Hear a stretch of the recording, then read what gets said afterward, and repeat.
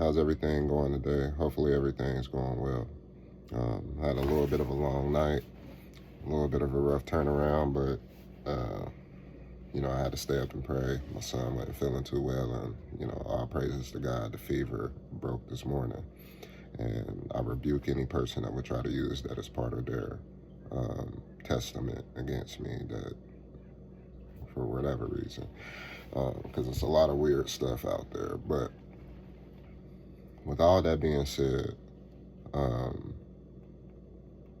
there's many different things that I pay attention to, but um, these are things that I see playing out ahead of time, period. And a lot of different people are trying to hop on top of things right now. And I've seen people play both sides. I've seen I've seen certain things play out, and whether or not people are going to admit that, whether or not people are going to call out certain things that's done, or whether or not people are going to address that thing and then just improve like I'm trying to do, instead of trying to force somebody off the internet by bullying. Because number one, I'm not intimidated by anybody. I'm not intimidated. I'm not scared. I'm not shaking at my boots. I'm not, and people are going to try to use different things that I've said in the past against me. The anxiety comes from many different people addressing a particular issue that me and a particular person haven't addressed personally. I've been said to be married. I haven't been married. I've been said to went on a date. I haven't gone on a date. I've been said to have kids. I have kids outside of my one kid. There's a lot of different claims that have been made that aren't true. And so it's clear to me that people have used me or farmed me in order to elevate other people, when other things, like, things don't pertain to those people. It pertains to the person who feels like they have to so-called speak in behalf of God every single time I speak and say that that's a word from God. Number one, with prophecy, this is distinguishing the gifts with prophecy. With prophecy, you're able to foretell something. You're able to give somebody something before it happens. Now, seeing something about somebody's life, that what goes into the realm of the seer, being able to see certain things play out, see things in the spirit. That's the area that's the area of a seer. But when we talk about prophecy, prophecy is giving a warning to a group of God's people, or maybe even one particular person, like with Nathan and David, that a particular thing is happening. Now, with that prophecy, you're being told before it happens. With the whole thing with, number one, we can go to let's go to the example where David was called out by Nathan. Nathan seen what played out, even though David tried to make it a secret thing, because he had power, he had prestige to be able to hide this thing.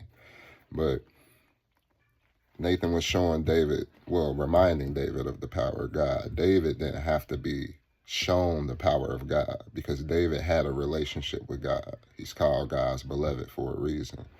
But with that being said, when Nathan came to David, Nathan was showing him that God had seen what he had done, even though he tried to hide that thing. And so what Nathan did, even though he was in the office of a prophet, that wasn't necessarily prophecy. That was God revealing. That's a word of knowledge. An example of this, because people will try to use certain things that I've been saying to elevate their ministry, and that's not what I'm doing. I'm not elevating your ministry. I'm not elevating a bunch of people that are whining and doing different things that you're trying to push this energy onto, because everybody isn't a prophet. Some people have the ability to see in the spirit. Everybody isn't a prophet. That's the reason why I'm trying to distinguish. Now, with that word of knowledge thing, I had dealt with somebody in the past who, I spoke on this before, but as I've said, it seems like people want to try to use certain gifts to elevate their ministry. But I dealt with this guy, and he did the same, like, this is the thing. It wasn't unwarranted. He didn't come into my space. He didn't, I called him. And so when I called him, he let me know everything about my life. He didn't try to butter me up or anything. He didn't try to make any of that. He didn't try to put no fluff. It was straight to the point. And the crazy thing is, I knew God was feeling that way about me. And so that was a confirmation when he showed me certain things. And then afterwards, he wept. Like, people get on here and they literally mock people. They literally try to say somebody is a crash out, somebody is this and that. And they put things on them that if somebody was a weak individual, they would crash out. And then we try to quantify influence in different things where the very individuals that try to quantify influence or put a material on things, they need a particular individual or have needed a particular individual in order to elevate other individuals and themselves. And so the fact that we try to quantify certain things when it's convenient for us is interesting to me. I'm not fearful of anything. Anything that's God, I know it's for my good, even if that's a butt whooping. But some people can't take butt whooping. Some people can't take correction nor criticism. And so there's going to be a play off of this as well. And people are going to say it's from God. But being able to see in the spirit, because let's say you're not using AI, being able to see in the spirit, see things play out, actual things play out, that's one thing. Because as I've said, have somebody having a word of knowledge, that's one particular thing. But that's not necessarily meaning that the person who has that ability goes into the realm of a prophet. The testimony of Jesus is the spirit of prophecy.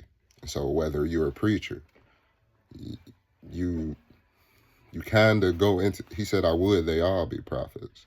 That's not saying that everybody is a prophet. That's not placing anybody in the office of a prophet. And so trying to misconstrue what people are saying, trying to put a title on a person's feeling or, because I've used certain things like anxiety and different things in the past, like, it shows that you have to control a narrative. And so understanding this, number one, nobody is bullying me off the internet. Number two, everything will come out as is needed. But to the person who continues to try to order farm me, because you continue to try to do this and make people look bad for your benefit, the last apology that I gave you is the last apology that you would get from me. But with all sincerity, I do love you, and whatever you continue to do, I hope you do. But understand that going forward, you're not stopping nothing and you're not influencing nothing. But some of this could be used in later content. Peace.